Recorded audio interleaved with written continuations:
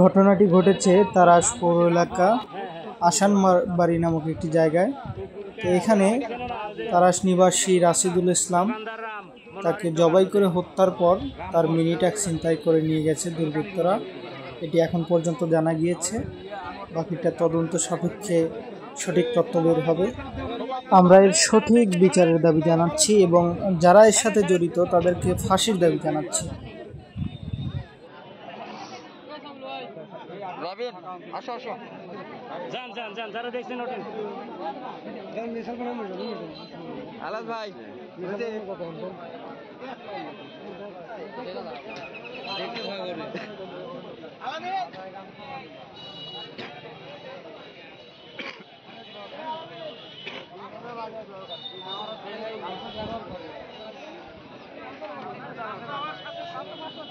একবারে মানুষ মারে